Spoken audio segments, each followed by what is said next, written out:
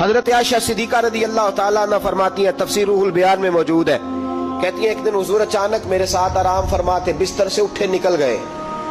ہمیشہ نبی پاک علیہ السلام کا طریقہ مبارکہ تھا، جب رات کو تہجد کے لیے اٹھتے تو کہتے ابو بکر کی بیٹی حق تیرا ہے، وقت تیرا ہے، پر اگر تو اجازت دے تو میں اپنے اللہ کو راضی کر لوں۔ آج حضور نے پوچھا ہی نہیں، بستر سے اٹھے چلے گئے۔ کہتے میں اٹھی، میں نے دائیں بائیں دیکھا، محبوب نظر نہ آئے۔ حضور کی طامت استعمال شدہ پڑی تھی، وہ طامت میں نے اٹھا کے اوڑھ لی اور میں نکل گئی حضور کو تلاش کرنے۔